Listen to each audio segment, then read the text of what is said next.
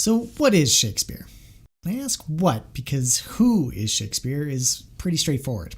He was a Renaissance poet and a playwright who wrote for the London stage during the reigns of Queen Elizabeth and King James. We know that much.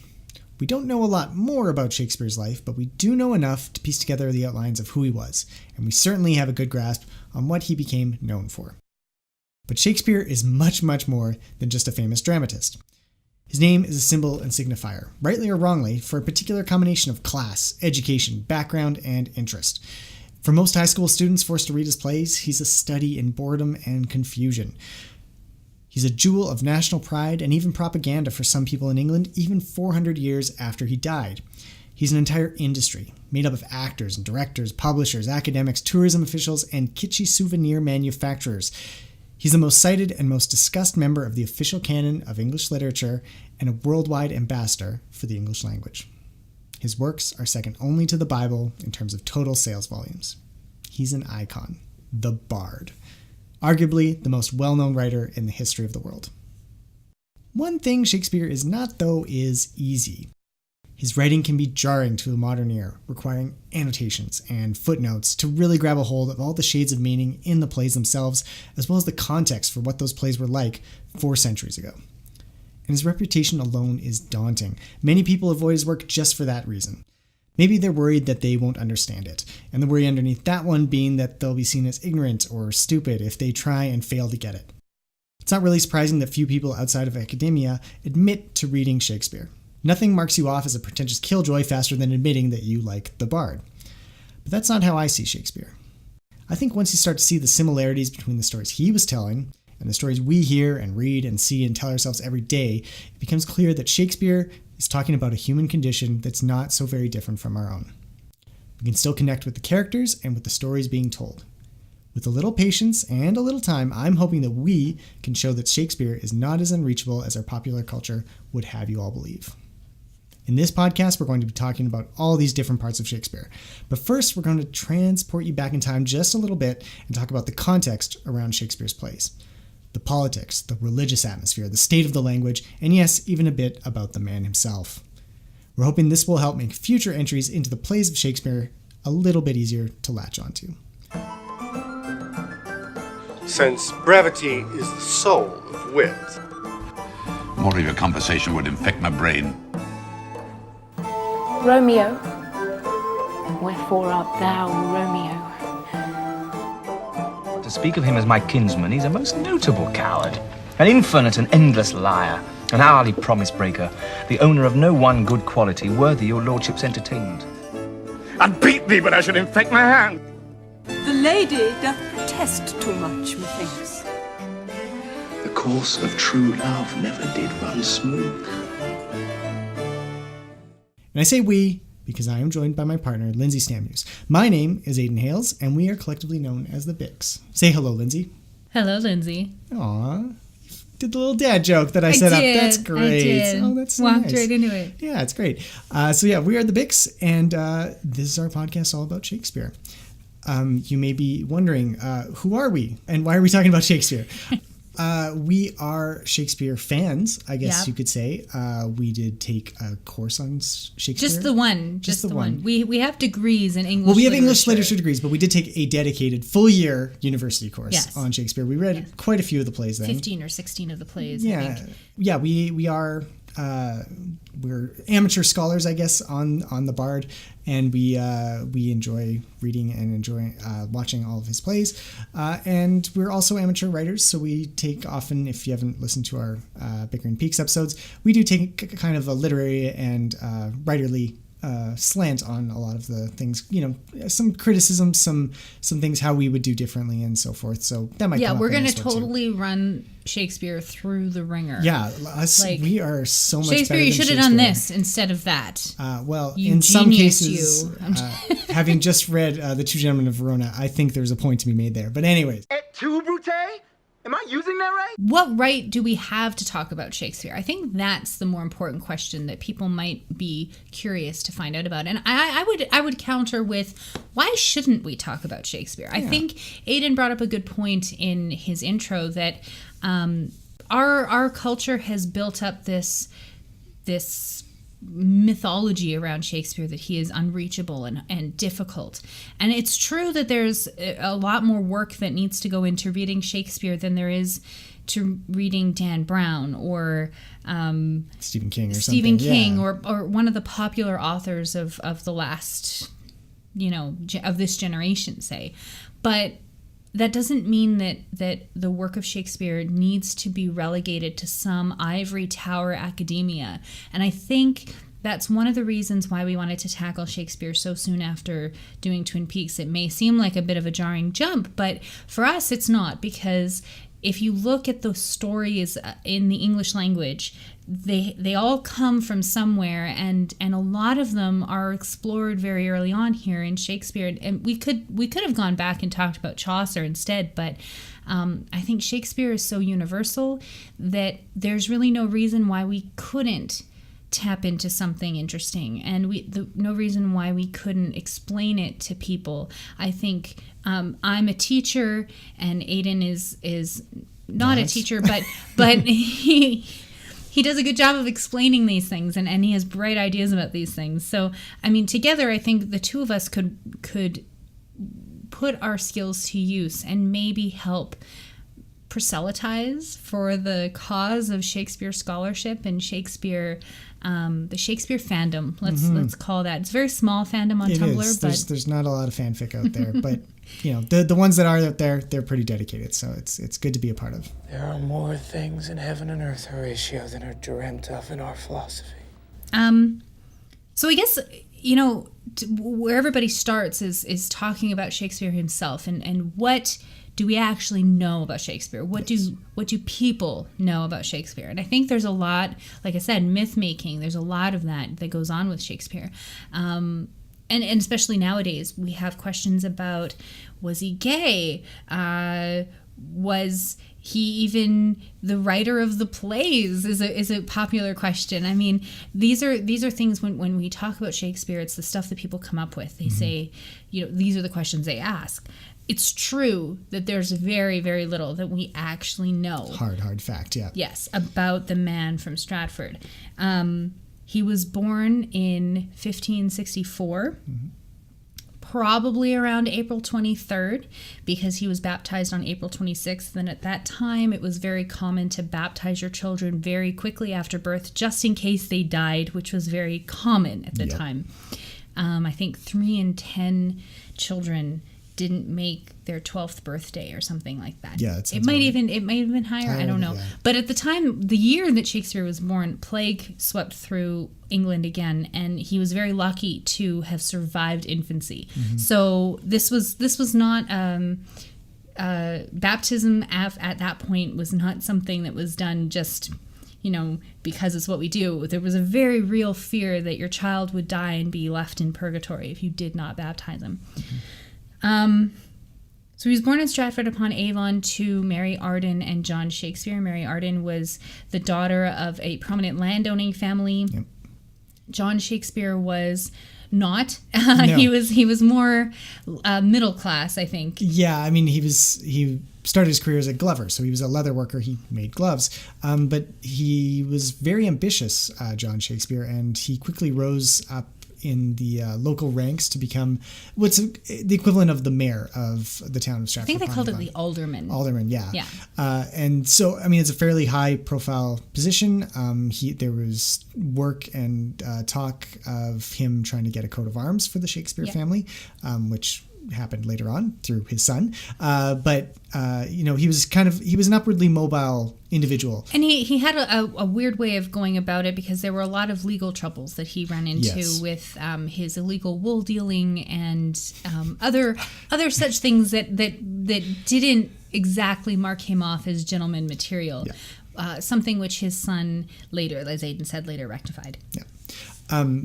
So Shakespeare grew up in this fairly small town. It was, of the time, it was actually probably a middle-sized town. that was, it Couple was thousand involved. people? Yeah, I think 2,000 or something around there at the time. And yeah, it was heavily involved in the wool trade at the time, which was very profitable. This was a time when England was really, it was the first kind of early globalization. England was producing the wool that went to the Netherlands to turn into clothing. Right. And this was a very profitable endeavor for everybody. So that's why when John Shakespeare was smuggling it, he got wrapped on the hand pretty good. But anyways, so Shakespeare grew up here. We don't know for sure, but most likely as the son of the mayor, he would have attended the local school. Yeah, King's School. King James School, Yeah. named after Henry VIII's son. Yes. It was one of the schools that he endowed. Edward School. So you King said James. Edward. Sorry, King James. Yeah. King Edward School. Yeah. Presumably he would have went there, and we presume it would have had a very thorough curriculum at the time. Thorough by our standards. Yes. The curricula that are being taught nowadays would be child's play to these children. They would be learning Latin and Greek, and they would be advanced maths and translations of, they would be translating works into English, by the age of 12 or 13. Mm-hmm. And so it would have been a very, very thorough education. Shakespeare didn't graduate to any great colleges, as other members of his social class may have, or people his own age would have. He didn't attend Oxford or Cambridge or any of the other great universities in England.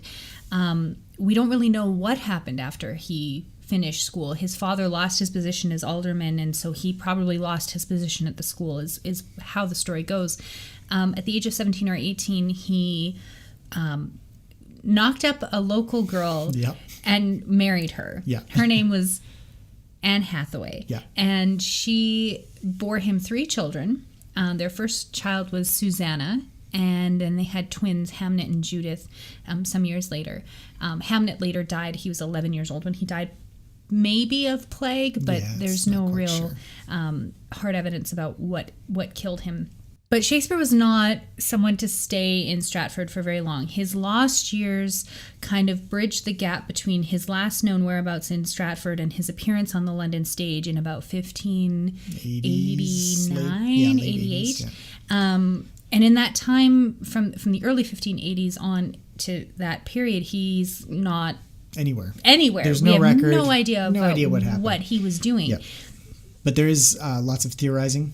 My personal favorite is that he stowed away on a merchant ship and traveled to Italy, because so many of his plays are set in Italy, and he spoke a little Italian, or he picked up a little Italian, which he could have done in London as well. But I like the romantic gesture of him. He's got a kid back home, but he's going on the seas to make his fortune, right? And then winds up back in London, probably destitute, but with a whole lifetime of experiences to write about. And that's my preferred one, but there's no evidence of that whatsoever. So there are many others. There's there's, I think the one that tickles my fancy is that either that he took over as teacher at the school where he taught. The teacher would say this, yes. Right. I just think that there's some romance in that too. Sure. Or that he joined up with a traveling troupe of players who came through Stratford and continued on their tour of the provinces, and that's how he actually got his start in the theater, in the door of the London theater. But as we said, there's no evidence for any of this. It's all supposition, and until a piece of paper shows up, with his name on it on some passenger manifest for bound for Italy or whatever, we're never going to know.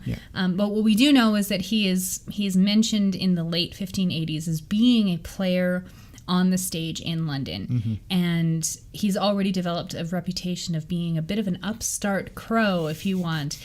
There's actually a quote from A Groat's Worth of Wit that was the first mention of what we think is the first mention of Shakespeare. And then from there, we developed a much more thorough list of references of him, because he, as a player and later on as a playwright, he's fairly well known. He writes a bunch of poems when the playhouses are closed. And due to plague, yes, of course. Still has to make his money somehow. So he published some sonnets and 2 longer poems, The Rape of Lucrece and Venus and Adonis. So yeah, he's a busy guy, and then in the late 1590s through to 1613ish, he's a very busy playwright. He does a lot of the major plays that he's well known for: the Hamlets, the Othellos, the King Lear, Romeo and Juliet. These are his peak years, I guess you could say. And yeah, he's fairly well known. And he writes about 37 plays in between this time. There are others that are mentioned, but they've been lost. It's possible that some of them went up in the fire that consumed the Globe Theatre in 1613, which is when a lot of people suppose Shakespeare just kind of gave up on playwriting and went back to Stratford, because he did leave London and retired. A very wealthy man, bought the second biggest house in Stratford, and was a landowner to the big extreme. He had a lot of land up there, a bunch of land, and retired.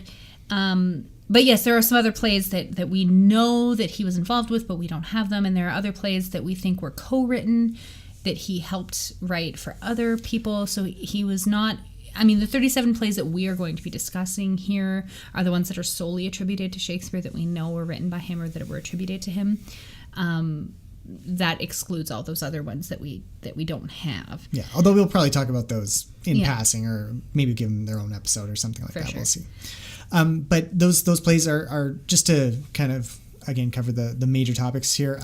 They're generally broken down into kind of 4 categories. 3, and then maybe a 4th. 3.5? 3.5, I would say, sure. So there's the Histories, which is the historical plays, usually about English monarchs, but also Julius Caesar and Antony and Cleopatra kind of fall into that category. Yeah. There's the Tragedies, which are the named characters that are fictional. The Othello, the King Lear, the Romeo and Juliet. The Hamlet, everyone dies. Those are the tragedies, yeah. And then there's the comedies, which usually end in a wedding, is the traditional understanding of how comedies work. And a lot of them are funny. Some are less funny than others, but there's a happy ending at the end of a comedy. And then the 3.5 branch is considered the romance category. Yeah. And that's a bit of it doesn't fit into the other 3, basically.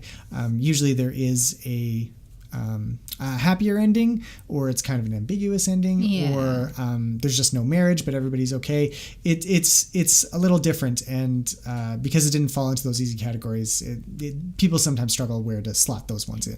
They're a bit problematic. The problem plays are another way that they're described, but I like the term romance a lot more than problem play. So Shakespeare, being a poet first and foremost, uses meter to write a lot of his plays, and he employs it in an interesting way. Now, I haven't read a lot of other Elizabethan poetry or plays. I don't know, Aidan, if you've read any other ones. Not too much, but a few. But Shakespeare's chosen meter was iambic pentameter, and this was what he used in his sonnets. So the sonnet form is a poem of 14 lines with a rhyming couplet at the end, and he wrote them in iambic pentameter as well. So iambic pentameter, for those of you who slept through your grade 10 English classes. Lindsay's very upset at you for this, but yes. No, I'm not at all. I relish the opportunity to employ my teaching skills here. Iamb refers to the type of foot that is present in the line, and iamb refers to 2 syllables per foot with the stress on the second syllable. So kind of think about it as like a heartbeat, da-dum, da-dum, da-dum. Pentameter refers to the number of feet in a line. Pentameter obviously meaning 5 feet. So each line is composed of 5 feet of 2 syllables each, so 10 syllables per line. And every foot, the stress is on the second syllable. It's not perfect. Shakespeare, crams things in just like modern songwriters do, and with their verse. But generally speaking, that's how iambic pentameter works. When a character is speaking in iambic pentameter in a Shakespearean play, typically they're somebody of a higher station or somebody who is feeling a depth of emotion. They're passionate about something. They're angry about something. So they're exposing their heart, I guess, is a good way of thinking about it. The heartbeat comes through in their words, and that's really cool to see performed, and to listen to the way that those words kind of trip on the tongue, or off the tongue, I guess, as it were. It's said that iambic pentameter was easier for players to memorize the lines, maybe because it matches up with the heartbeat, but either way, it is very fascinating to listen to. And when you know to look for verse in the plays, it does kind of help out when you're reading them on the page. Yeah, especially reading. When they're being performed, sometimes it's a little more difficult to you tell. don't I find hear at least. it You don't hear it anyway. as much. Well, and nobody stands up there and says, when in disgrace with fortune and men's eyes, because nobody reads the sonnets either out loud. But either way, so yeah, it's not exactly a perfect way of working with it. But yeah, the opposite of that is blank verse or the prose writing. Is what it's called. Yeah, and where it's just lines written. There's no rhyme scheme or anything like that. And that's again usually reserved for other characters who are uneducated and lower class, or people who are just dilly-dallying about. Yeah. It is a tale told by an idiot. It's full of sound and fury, signifying nothing. So we'll talk a little bit here about the context. What was it like in Shakespeare's times? He was growing up in the 1560s and all the way through to 1616. There was a lot happening, a lot changing, and we just want to cover a bit of that. We'll start with the highest level, the political stuff. What was going on in the 16th century? It was a turbulent time in England. Let's just say that. That's an understatement of the century. Of that century, at least, yeah. So they had just kind of Queen Elizabeth was on the throne for most of Shakespeare's life, and she was a breath of nice peace and calm, quiet air compared to what had come before, which was the War of the Roses, which was basically a low-key kind of civil war between two different royal branches of the royal family, I guess you could say. There was Henry VI, who was, I believe, the Lancastrian king, and he reigned for quite a while. And then there was Edward, his son, I think, and then there was Richard III came in, and he was a Yorkist. Basically, this was a large inter-family dispute over who would have the throne. Yeah, if you have an unbroken line of kings, it's easy to tell who's going to take over when one king dies, but that didn't happen. So you had people warring and fighting over who had the better claim to the throne. So the Yorkist side and the Lancastrian side fought for about 33 years or something like that, which ended in the Battle of Bosworth Field in 85, sure. Yes. And so the two houses were united when the man who became Henry VII, married, I think he was a Lancastrian or Yorkist, and he married the daughter of Henry was a Yorkist, or was a Lancastrian. He married a Yorkist daughter. A Yorkist daughter. Created the House of Tudor. Yes, which was the new family that reigned England at this time. And his son, Henry VIII, was also famous for different reasons, because he created the Church of England, broke away from the Pope, and created a Protestant kingdom and Protestant church in England. Why did he do this, Aidan? He had a tendency to not like his wives and wanting to divorce them. And of course, divorce being a sin still is today. Divorce is not allowed in Catholic marriages. Yep. Yeah. So Henry had married his brother's widow. Then had his eye on his brother's widow's lady-in-waiting, Anne Boleyn. She wouldn't grant him a divorce because she was fiercely Catholic. The Pope wouldn't grant them a divorce, so he annulled the marriage and created the Church of England instead. Married Anne Boleyn, and then married a few more ladies. Killed Anne, married Jane. Jane died. He married another Anne. Then he married another Catherine, and then another Catherine. And he killed one of the Catherines, and then he died. He had 6 wives in total, and a couple kids with them. Yes, including a son, Edward, who he died of some kind of lung infection, I think, and he had no children. Of course, he had no children because he was 15 at the time, or something like that. So his older sister Mary, who was the product of I hate using that word, product, the daughter of Henry and his first wife. Yeah. He'd made an act of Parliament that reinstated them in the line of succession after he declared them both bastards, both Mary and Elizabeth as bastards. But he brought that back, and so brought them back into the line of succession. So when Edward died, the crown passed to Mary, and that was a jarring shift because Mary wanted to switch everything back to Catholicism. And so the years that she reigned, and she didn't reign for very long, but she it was a very turbulent time because she was so paranoid about being usurped by Protestants that she killed so many Protestants. It was like, that's why we call her Bloody Mary. So Mary was not a beloved queen. No. And she died of some kind of possibly ovarian cancer or uterine cancer, which is actually quite sad because she wanted a child so badly to secure the lineage and secure Catholicism, probably in honor of her mother, who was killed for being Catholic. No, she wasn't killed. She died. Oh, I thought. Oh, yeah, no, right. She was not one of the ones who was killed. Sorry, there's so many Henry wives. Yeah, I forget which ones get killed. But she dies, and Elizabeth takes over and immediately reverts back to Protestantism. But it's a softer kind of Protestantism. She doesn't. It's still not okay to practice Catholicism openly, but she's not as fervent in her, burning people at the stake. Yes, there's less witch hunting.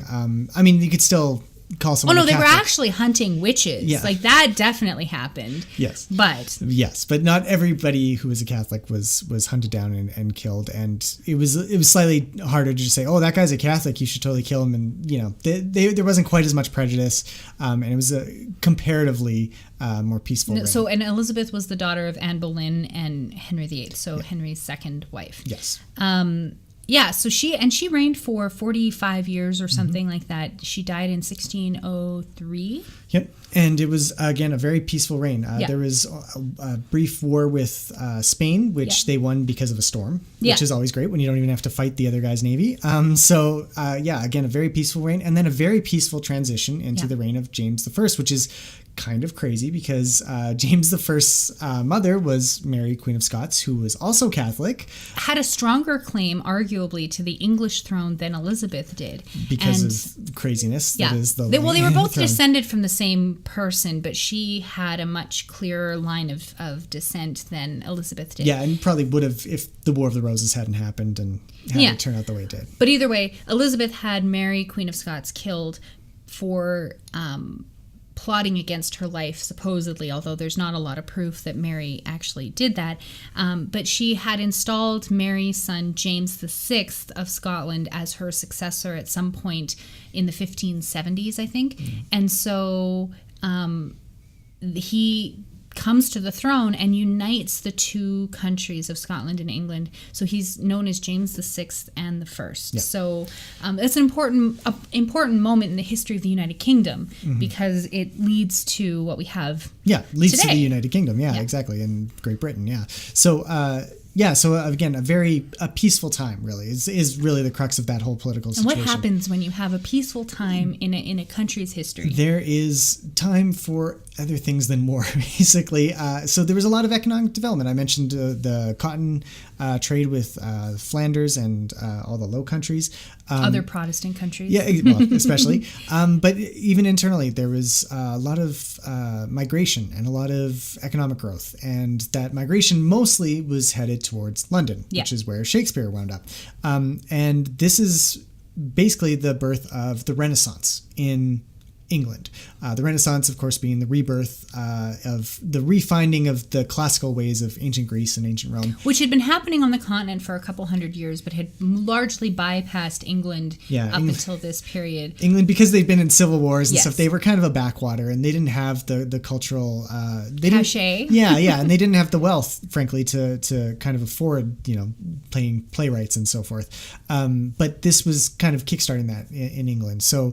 at this point, London was a growing city of almost 200,000 people, I believe, which is huge in that time. Considering that most other cities, towns in England would have been at most 20,000 people. Yeah. I mean, the largest cities in the world would have been in Asia, I think. Maybe 1 million people. Yeah, 1 million at the very most.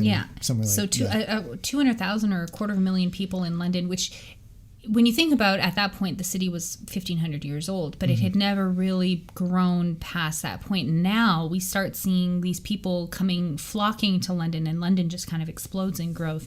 It's kind of like, it mirrors what happened during the Industrial Revolution in the 1800s, when people from the towns started moving to London again to find work. But in this case, it was largely for protection.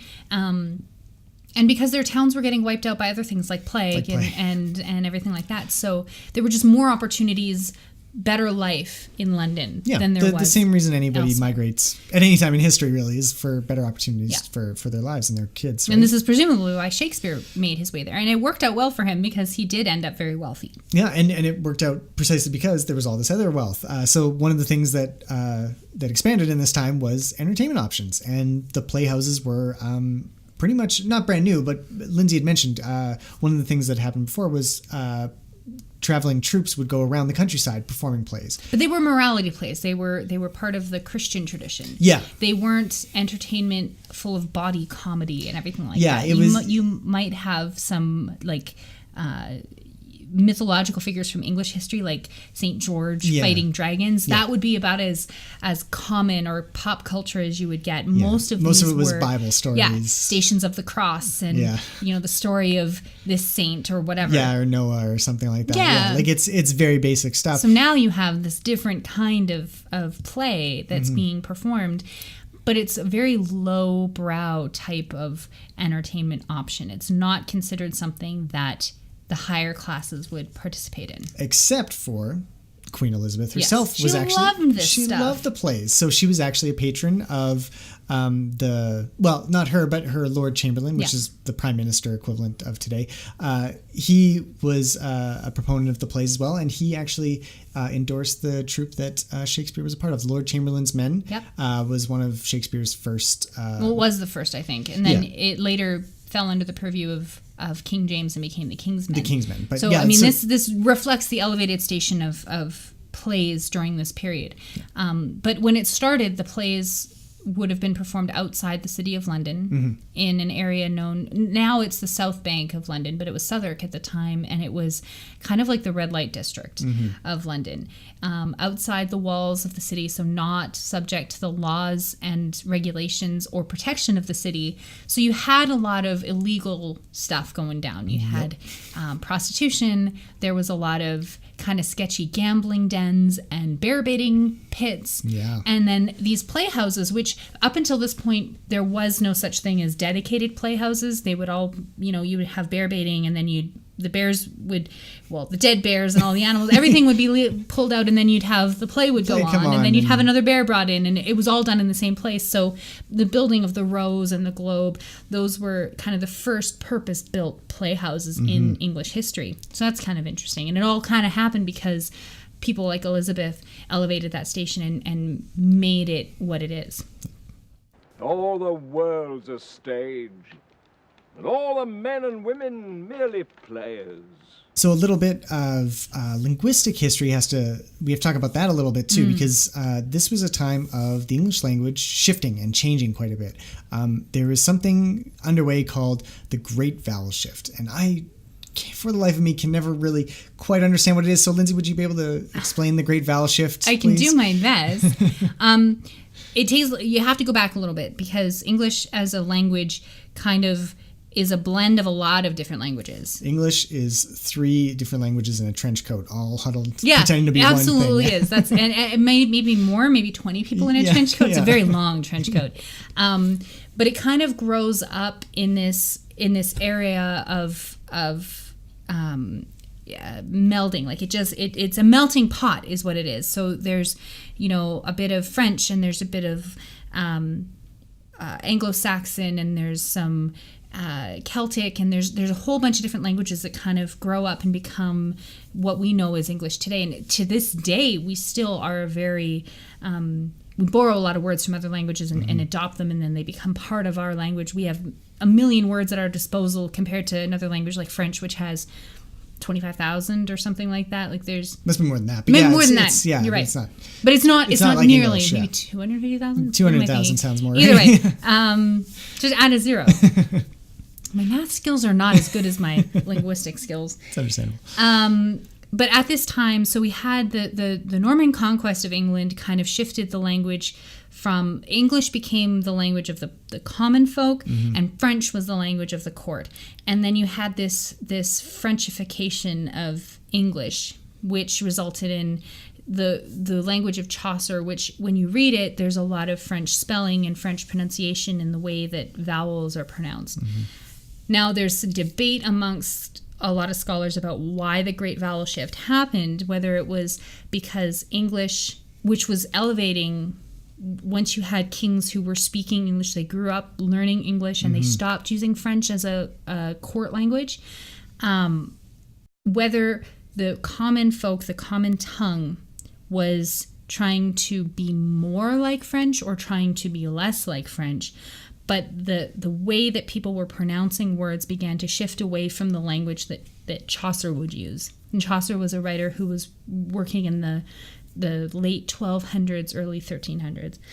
So about 200 years before Shakespeare, 250 years. So can you give us an example of a word that would have sounded different to Chaucer and then how it would have sounded in Shakespeare? And maybe if there's a good example you could think of, one that would also sound different to us today. Yeah, absolutely. So, for example, in the prologue to the Canterbury Tales, a good word to look at this is the word April, the month April. Yep. The very first line of the prologue to the Canterbury Tales is pronounced in Middle English as Juan that April with his sure sota. Okay? Which it doesn't sound like English at all. Doesn't sound like anything. Yeah. But what it basically is saying is that, in April when we have lots of showers, when the rain showers are coming down and soaks the earth, right? April. The word, and it's become April. Yeah. Okay? And that reflects the shift in the way that those vowels are pronounced. So every single vowel in the English language literally just shifted over. If you looked at a linguistic chart, and we'll post one in our description, you'll see that the word a went from a to a. That becomes the long vowel sound, right? Okay. And the letter I went from e to I. Yeah. Or to I, right? Like it depends on where it is, but all those vowels started to shift. So you have change in pronunciation. It was absolutely a change of pronunciation, and it happened with the vowels exclusively. So the vowel shift at Shakespeare's time was it was reaching the end. So the words were more or less becoming solidified as the pronunciations that we have today. But there are still differences that make what Shakespeare was using a different language to the words that we use today. And a great example of this is in the prologue to Romeo and Juliet, where if you read it or hear it you're not reading it, if you hear it in the original pronunciation, which was really fascinating to listen to. I think the Globe put on a production of Romeo and Juliet that was in the original pronunciation a few years ago. And one of the lines... from forth the fatal loins of these two foes is the line that we would read. That's how we would read it. If you read it in original pronunciation, the word loins becomes loins.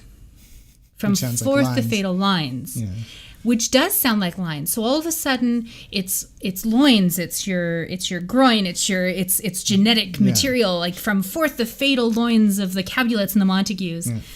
But it also is from forth the fatal lines, the lineages of these characters, right? Yeah. So it's a body comedy, but it's also this elevated language. That's a rhyme that doesn't, or a word that doesn't translate anymore, because we read loins and it has a different connotation, but to Shakespeare's audiences it would have had kind of a pun connotation. Yeah. So and that's because of the pronunciation. Yeah. So the pronunciation does shift. This is why Shakespeare can be a little tricky, because you need these footnotes in order to understand it. It doesn't change your reading of the line at all. But another example might be at the end, what here shall miss, our toil shall strive to mend. If you read it in the original pronunciation, it's what ear shall miss, our toil shall strive to mend, because they didn't pronounce the H at the start of here. So it's not just what we will not put on, what here on the stage will miss, our toil shall strive to mend. What my prologue is not going to, it doesn't get across to you, the rest of the play will perform. Okay. It's also saying what ear shall miss. Your ear, if you don't hear what I'm saying right now, what you'll see coming up will make sense. So it's just one of those things that.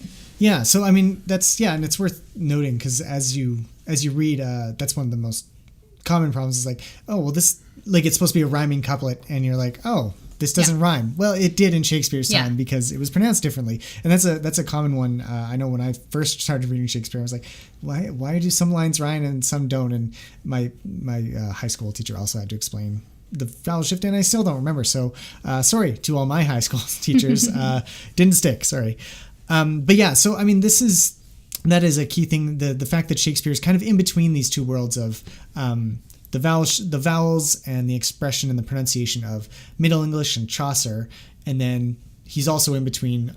He's between that and the pronunciation that we have and that we use. I mean, it's early modern English. That's literally what the language is called. Yeah. Right? So he kind of has access to both, and that's really interesting, and that's it's worth noting, and that's why he can draw parallels and make all those puns that you just mentioned in the intro to Romeo and Juliet alone. There's two things that we could there's so many more that I'm sure that you would need a degree in original pronunciation in order to get it. To get it all, So we won't do that, but we might point out a few if there's a particular liner or so that we want to highlight. Especially the ones that don't make sense to modern ears, right? Exactly. But Shakespeare was not the only one writing in this time either, though. This was really kind of the height of a lot of the growth in the English language. It was, Edmund Spenser was writing The Faerie Queen around this time. Sir Thomas More wrote Utopia in the 1570s, I think. Sir Francis Bacon with all of his writings. He's a statesman. So all of that stuff is really coming to the fore in a way that it never had. And it's like Aidan said, it's because we had this blossoming of peace, which led to a blossoming of art and culture. It's kind of like the opposite to today. I think the best art of today is produced during times of turmoil. But not like Syria turmoil. Like there's not much great poetry being written there. But when it's like it's a different. It's cool to see that this is how it actually.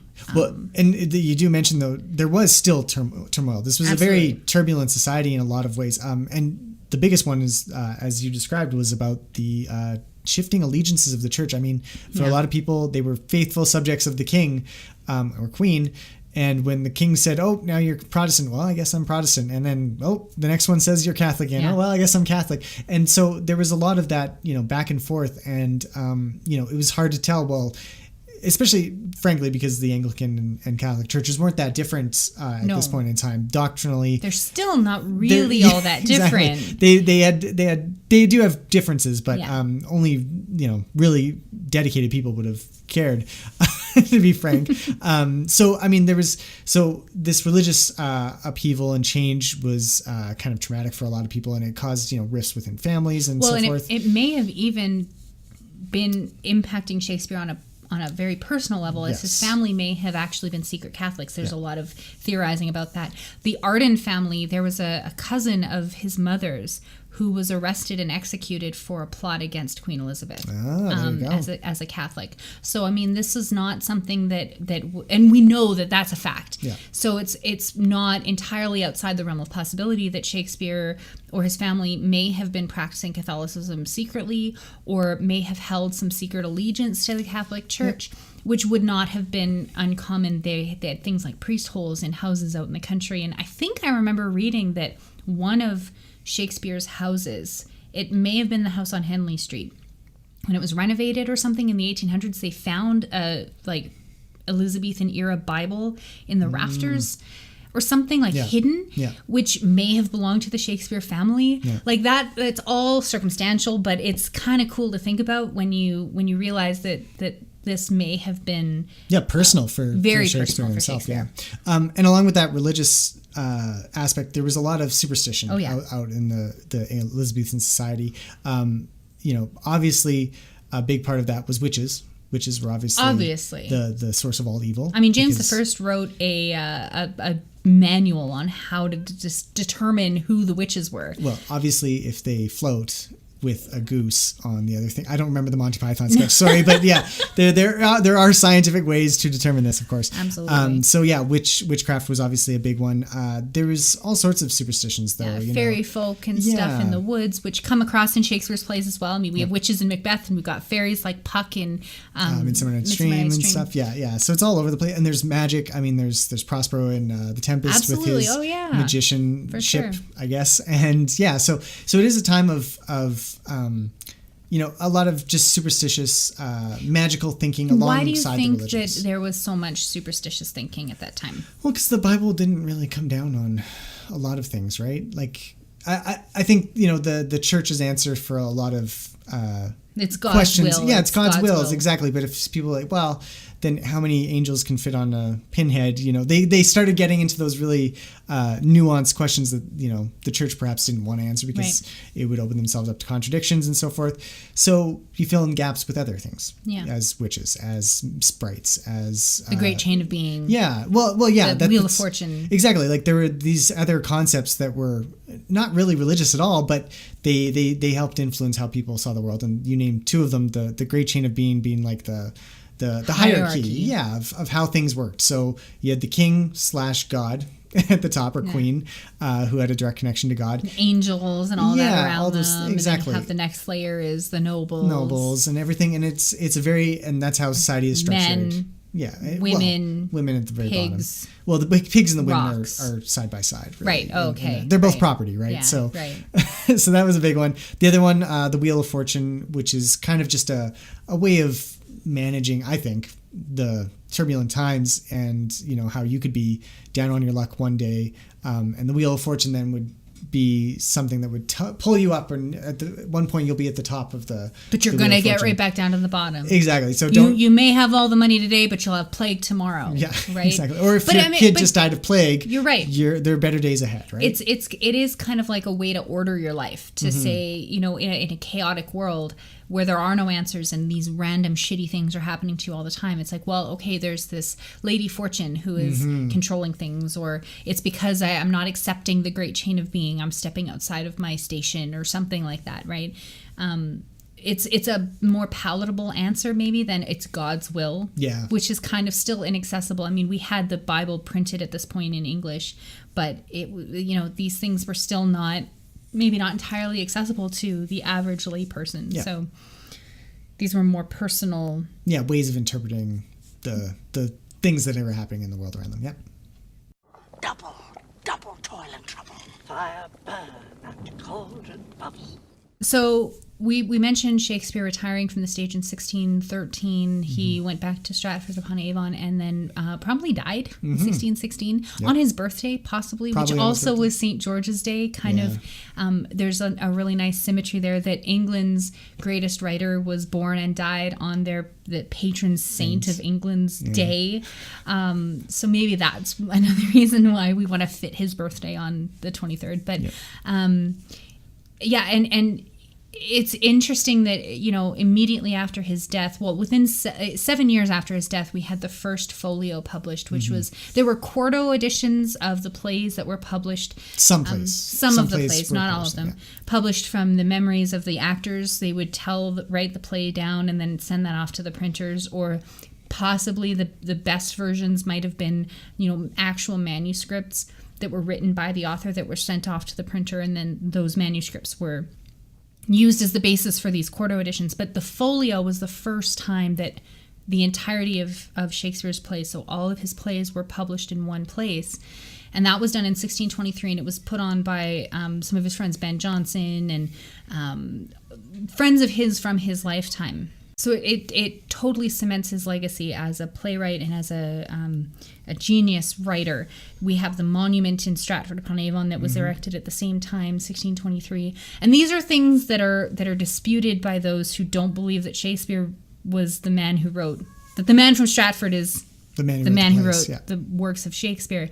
But it's undeniable that this, I guess you could call it a cult of personality that grows up around him, started at this time, and it leads to this great legacy that continues on to this day. So we have but it's worth mentioning that it was fairly short-lived because Shakespeare kind of faded not into obscurity. His plays were probably still performed, but during the Civil War that followed, when they killed there were no King, plays there allowed. Were no plays, exactly. The Puritans didn't allow plays to be performed. There were some periods where he was less well revered, but he really kind of picked up again in the 18th century. So it was after the Restoration, when you had all these comedies of error, comedies of manner that were being performed, it was less. Shakespeare was not in vogue. Mm-hmm.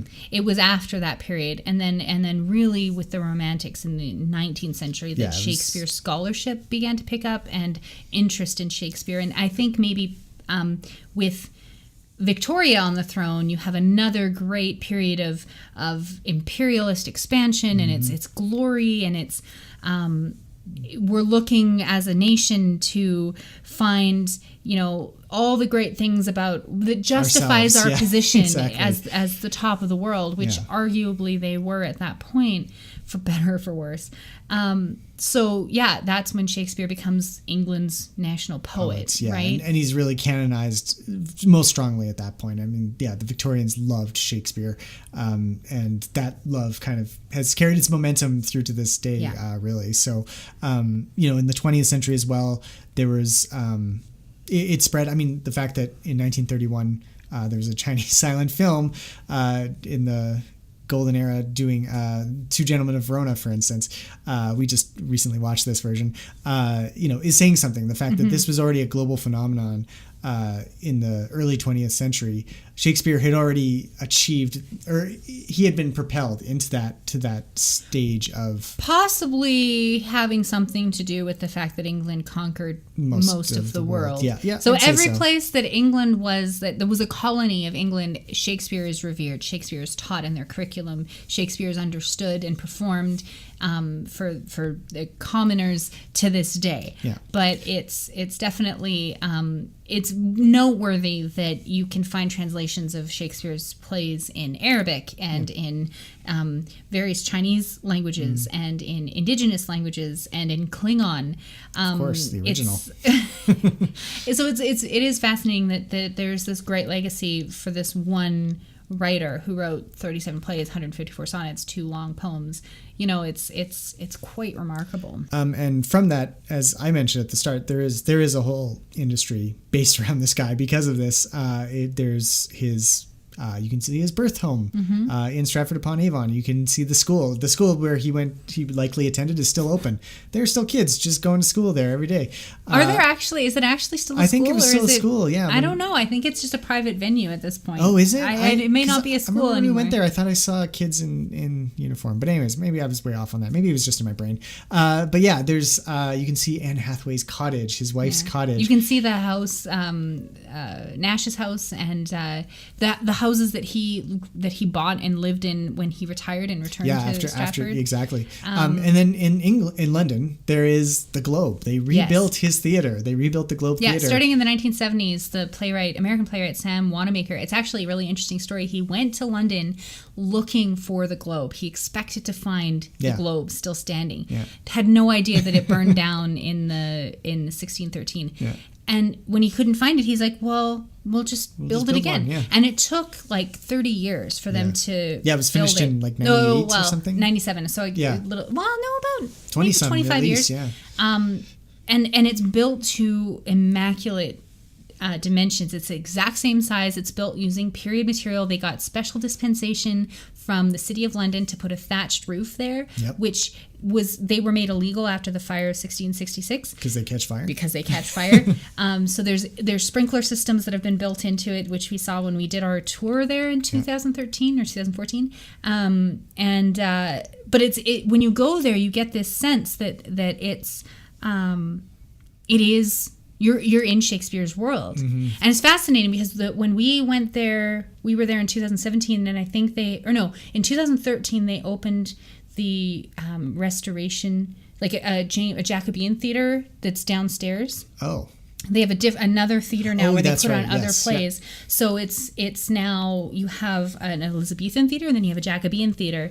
So you can see the different style of plays. It's an indoor theater, candlelit, whereas the Globe is open air, and you still have it's drastically reduced in capacity. They don't fit the 3,000 people that you would have fit. I think the seating limit is about 1,500 or something, but you can still pay money and stand on the ground and watch a play, and it's such a great place to watch Shakespeare. Like it's really, there's nothing like it. And we've seen Shakespeare performed in our River Valley. We've seen Shakespeare performed on film. We've seen Shakespeare performed in German.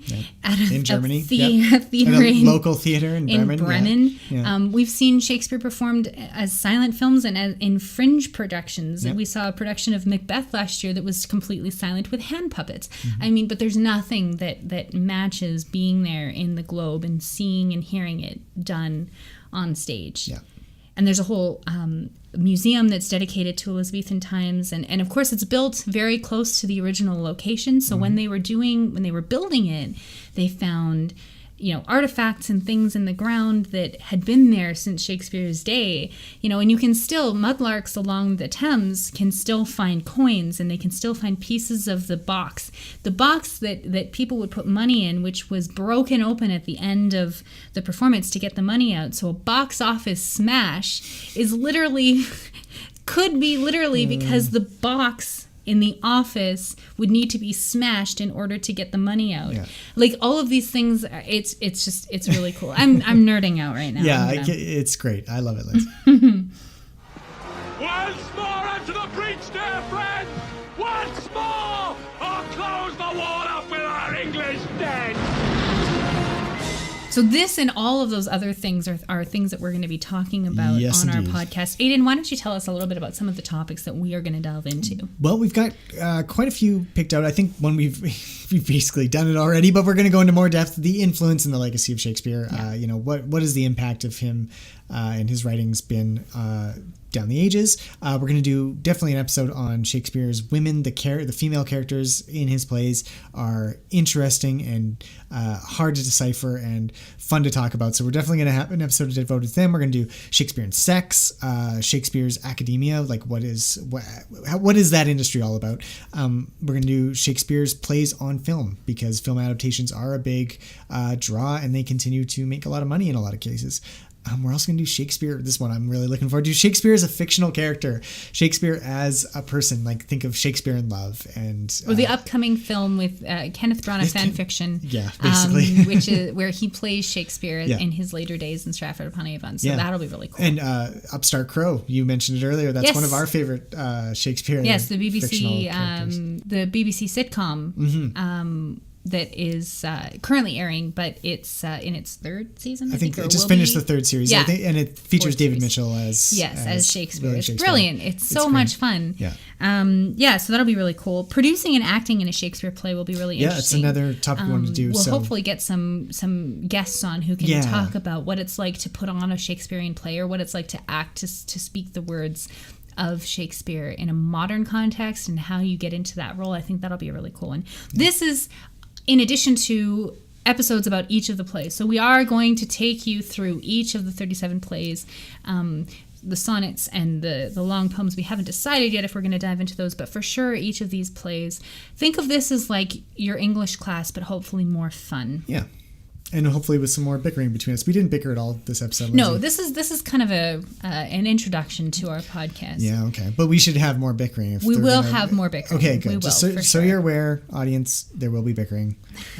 It's like there will be blood, but just there will be blood too, but you just won't see it because this is the nature of an audio broadcast. Agreed.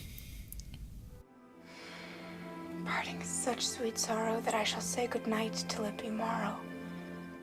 So we hope you've enjoyed this kind of overview of Shakespeare's life and times, Elizabethan history, the context through which the plays of Shakespeare and the works of Shakespeare should be perhaps entered into. We hope you'll join us again next time for our first episode, which will be The Two Gentlemen of Verona.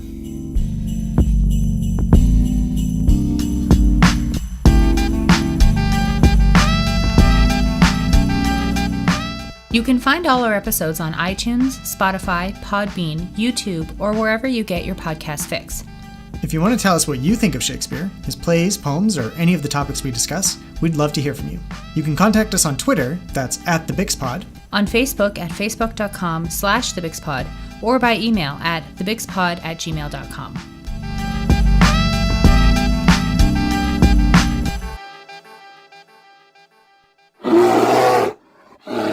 That's our cue to exit.